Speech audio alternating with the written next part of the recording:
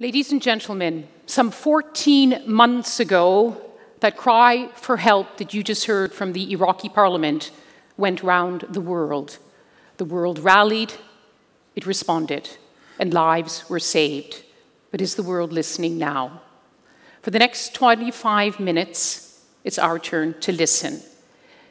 So join us to leave this gorgeous, quiet hall in the heart of London, and let us go to the mountains of northern Iraq, where 14 months ago, the so-called Islamic State began a brutal campaign of ethnic cleansing against the Yazidis, an ancient religious minority, part of the fabric of Iraq and the Middle East.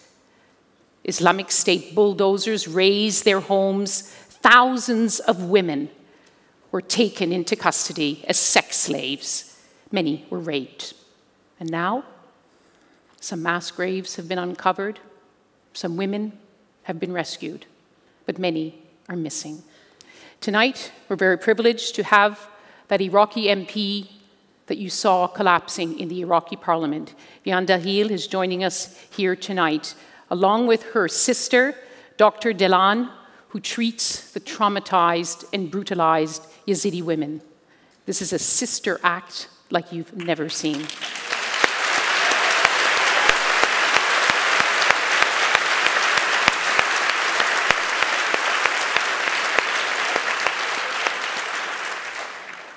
And in the interest of balance, a man who's done his own bit to bring the plight of the Yazidis to the world. My distinguished colleague, Jahar Gul, who was one of the first journalists in one of the first helicopters who went to the mountains of Sinjar, along with the international community, to rescue the Yazidis on the run. And he's been back many times. I'm Lise Doucette from the BBC. Let me begin, Dr. Delan, just so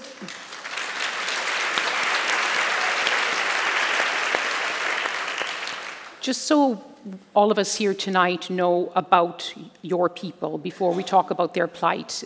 In brief, the Yazidis. Many of us had not heard about the Yazidis until we heard their story. Actually, I want to thank you very much for this opportunity and thank the audience. And I would like to thank Tina Brown for this opportunity to let us deliver the voice of our people, the voiceless Yazidis that in our town back in Iraq. Actually, I want to clarify that the Yazidi religion is back to 5,003 years. It is before Islam, before Christian, and before Jewish.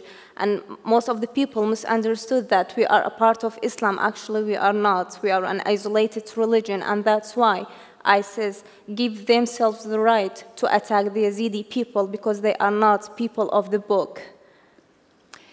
And your sister, we saw you bravely spoke out in the Iraqi parliament. You're one of 2 Yazidi MPs. What is the situation now in northern Iraq for the Yazidis? Thank you for you and thank you for anybody. After 14 months, the situation is the same. Nothing changed, no. Still we have 420,000 people, Yazidi people, are refugees and living in the camps in the Kurdistan region. It's mean 90% of the Yazidi in Iraq, the Yazidi population are refugees and living under tents. It's not tents, it's only a piece of nylon. We have 5,800 Yazidi kids and women are kidnapped by ISIS. 5,800? Yeah, 5,800. How many have been freed in the last year? 2,100 now they are free. The KRG, Kurdistan government, helped those people to liberate them from ISIS. And we have 1,000 kids between 3 to 10 are the ISIS, it separates those people from their families and keep them in the special school in the Mosul and teach them how to fight other peoples. Those are a new generation of the terrorists. Maybe so they've been taken away. They'll be growing up under Islamic State, which is in Mosul. Yes. But you yourself gave your own mobile telephone and told women, call me. Are the women calling you to call for their rescue? Every time, every day, many of those girls are kidnapped by ISIS. Call me every day.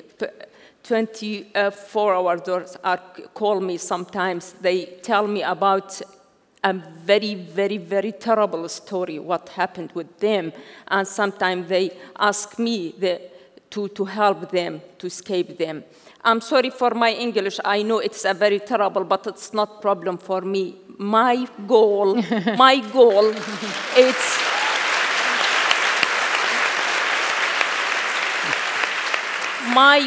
is to tell everybody what happened with the Yazidi women, what happened with the Yazidi children. All this happened with us, but only because we are a minority, only because we are a Yazidi, and nobody supports us, and nobody be anything for my community. Because that I am now here, and I am going to every country or every until with anyone to help us.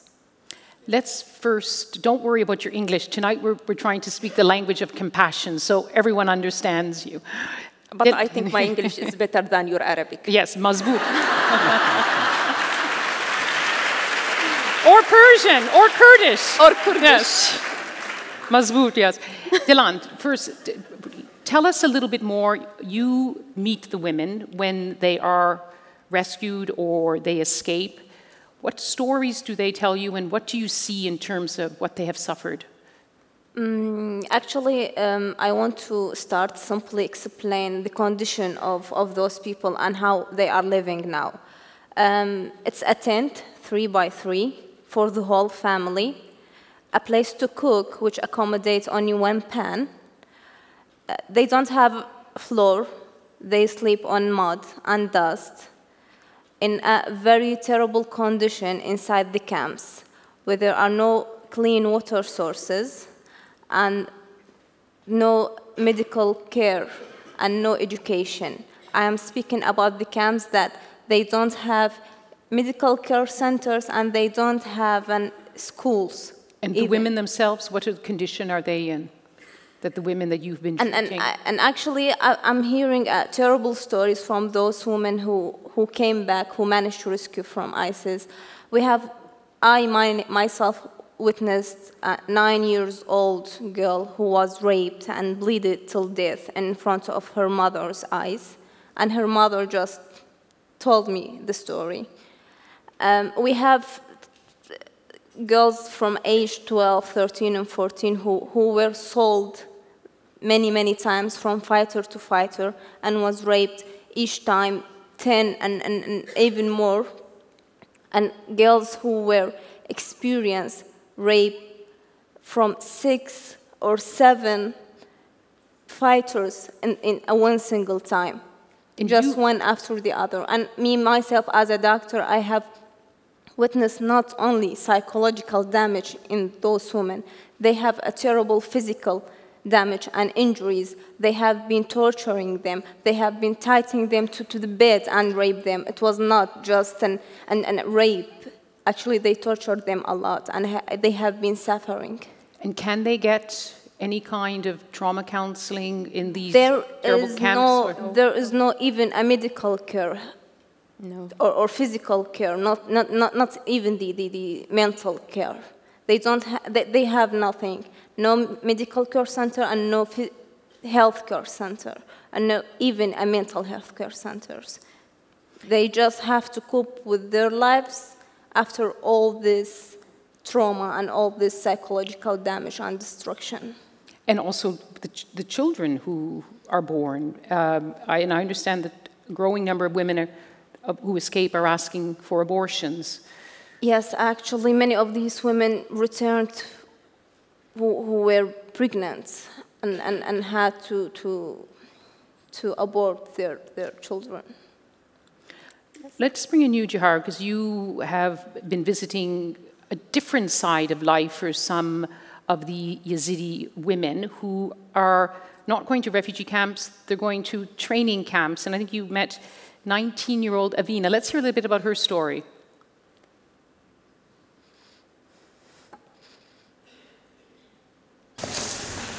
Since last year's attack on Sinjar mountain, hundreds of young Yazidis have joined the PKK. One of them is Avin, a 19-year-old from the Sinjar region. She was captured when IS militants overran her village a year ago.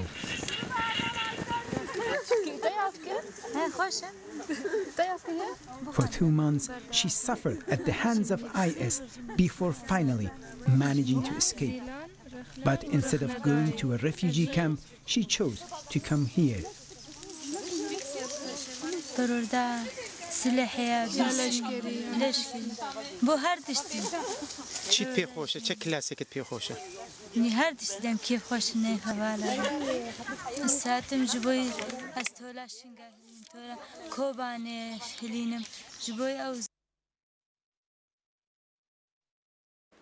Are there a lot of women who choose to go to a training camp instead of a refugee camp? She talked about making a choice. Exactly. I think there is many women, and men, of course, and Yazidi women, they refuse to be a victim. I came across those people.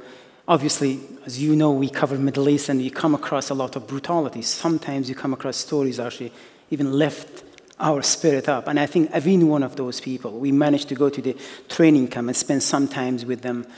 And I asked precisely, is there any Yazidi? And the commander said, actually, few of them in this camp. There was many different small camps in the mountain. They were being trained. He said, yes, they are Yazidi women. And I asked, I want to talk to one of them. And I saw Avin from the distance. She was pretty much drowned in her thought and playing with the stick on the ground. And when I get close, I realized there was some insect she was playing with them. And the commander shouted at me, he said, please come here. I said, don't ask her anything about what happened to her. I said, why? He said, because we have been working on her for 8 months. She suffers severely. And of course, it doesn't need any explanation. If you get close to her, you could see the scars on her hands, her face. There was blood in her eyes. And it was pretty obvious what has happened to her. But again, I talked to her. I said, Avin, you know the life expectancy in this group is very low. There's a pretty good chance you will be killed. There's a celibacy in the PKK. You are not allowed to get married. You can't have a relationship. Why you choose this life? And I don't know whether she had family left to go back to them or not. That was the other story. We really didn't ask much. But she looked at me and held her gun. She said, I prefer to live 1 minute, but own my own destiny rather than live for 100 years and live as a slave. And I think that was the message she was sending. And of course, and I said, sometimes as a journalist, we have to act like a devil advocate and then ask tough questions. Why you come here? Why you do this? Killing other human beings. And she turns back and said, if a few thousand women can sacrifice their life for millions, it's worth it, isn't it? But that's quite unusual in a traditional culture. First of all, they've gone through this trauma of the brutality of the so-called Islamic State, and then to be in a military camp where I understand they try to have gender equality there, that the women fight side by side with the men. They are. I think the interesting thing is in this YPG, the very same group, they defended Kobani, and right now they're making progress in Syria against Islamic State. I think one reason many women join them, because there is a celibacy. A lot of people, there's a pride. There is no sex, so that's okay for them. If their daughter, if their sister, or their relatives going there, people don't oppose it in the families. But I think one thing about women is that gender equality, the commander, even the organization run one female, one male, is a co-chair, not one person. 40% of them are women. And pretty much they are in charge of their own affair. And I just want to tell you before, I know the time is very limited, tell you one story. We were in Sinjar city, Shingal, and we managed to spend one night in frontline with the group of fighters who the commander was a 28-year-old woman.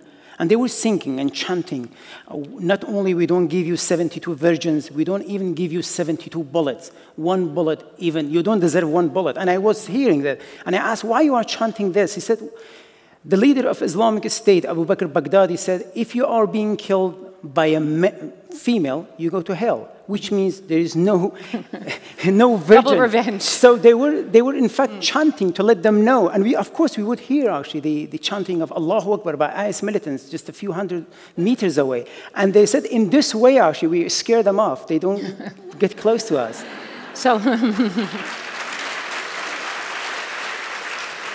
so some women are choosing a very different future for themselves, if choosing is the right word in this kind of a context. But let's come back to you, Jan, because when you made that first cry for help, the world did respond. And since then, you've gone, I understand, 3 times to the UN Security Council. You've gone to the European Union. You're already saying no. You've raised your voice. What has been the reaction since that time, 14 months ago? Nothing. Nothing, really. I sent a letter for the Michelle Obama before 7 months ago, and we don't any reaction from her or anything. And nothing from the American government, because they sent their planes in? No, they helped in the to rescue? beginning, yes, in the beginning, when ISIS attacked the Yazidi, after 2 or 3 days, the American or the international countries are sent airstrikes. Yeah, but it's for few months and everything now. Nothing happened after that. What did you want? What did you want the world to do specifically? I would like to tell you something about our country. Unfortunately, our Prime Minister. Talking about northern Iraq now. Or, yes. About Iraq. Prime Minister Al-Abadi last week he talked in the Security Council about the situation of Iraq. He speaks about Sunnah, about Shia, about Christian, about Iran, about Saudi, about America, about Russia, but they don't say anything about 5,000 Yazidi women are kidnapped by ISIS. Because that we are feeling all the time we are alone. We have many sad stories and nobody care about that. And I am here to ask you, please, help me. Please help my community. And Delan, you have seen firsthand as a doctor the kind we've mentioned already, the trauma counseling, the health needs. We hear reports that some of the Yazidi women are tired of waiting. They're joining this mass displacement of people coming to Europe. Many have already gone to Germany to try to get trauma counseling, which means they may not return. Yes, actually, that worries me, actually, because many of these girls, they went to Germany to have a psychological therapy, and I keep questioning myself if all those young, brilliant, talented, minded people just fled from the country, who will be rebuild our community after we get rid from ISIS, because we will, and we will go back to our homeland, but who will rebuild our community there? In the same time, I cannot blame them, because when you live in those camps, when I personally go to these camps and I see the situation there, I cannot blame them. They don't have a future. They don't have a school. They cannot join the universities. They don't have a job. They don't have any money So there's the plight of those who escaped and are living with terrible trauma, physical injuries, sometimes with children. But then there's the ones who are still in captivity. And I understand that through smugglers, through family networks, some are being bought back, but the price is up in some cases to $25,000, I heard. How much even you have to pay to get people? Yeah. Because is that another need, to try to do everything possible to free them from being sex slaves with Islamic State? Is it possible? Is it just a question of money? No, it's not. The problem. It's not with money. The problem with the Iraq and another country work together to liberate those girls. I think it's not very big deal. Not very big problem. What would it be? A military? You want military? Yes, of course. Because there already are airstrikes into. There was a lot around Kobani. But it's not. It's not in the areas where they keep those girls. Like, we don't have an airstrikes. They are not trying to just rescue these girls. I mean, we have to buy our girls back, but why not free them? Jahar, you see this situation close up. You follow the politics of that region. What would you add to this conversation about the possibility of changing the situation for 5,000 and more Yazidis and their terrible plight? Well, I think even if turn back the situation to just a year ago, take them back to their home, I don't think they can easily resettle again. Don't forget, they have gone through a tremendous houses are destroyed, violence and atrocities you cannot even imagine. You mentioned the helicopter. We have seen so many brutality, but I personally myself, I was overwhelmed by seeing the size of human being actually starved to death. Or I remember an old woman came up to me, actually. She showed her hand all injured. She said, I buried my daughter with my own hand because she died from thirst in the mountain. So you see so many things. I mean, a lot of people in the community, their own community, a lot of people other side injured, they're trying actually somehow to help to bring back those, particularly women, have been taken by IS. But don't forget, many of those women has been sent to other parts of so-called Khilafah in Syria, in other places, is very difficult. And unfortunately, there are tremendous effort by many different groups. But I think even if you bring back all those people, if you take back the community, remove them from those refugee camps, from tents inside the city, it takes a generation, if not more, to go back to normality.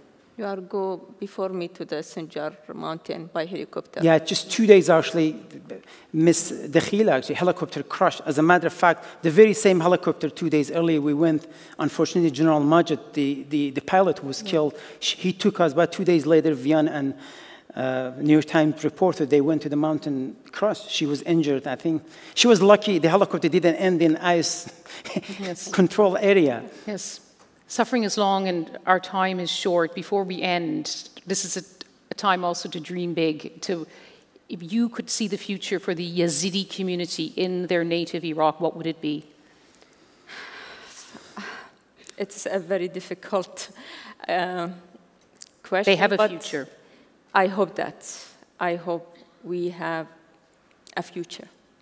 Dr. Dilan, because of course northern Iraq is one of the safer areas. Yes, of Iraq it's very safe for the Yazidi, yes. But I speak about the future of the Yazidi in general. Yes. We will not stop. I will not stop. I will keep telling these stories. I will let the whole world just to hear us. We will not die. We will keep fighting and we will live.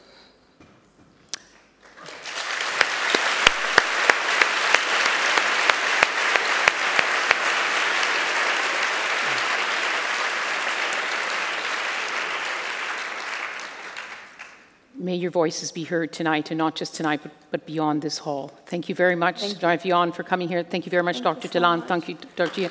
Thank you to all of you.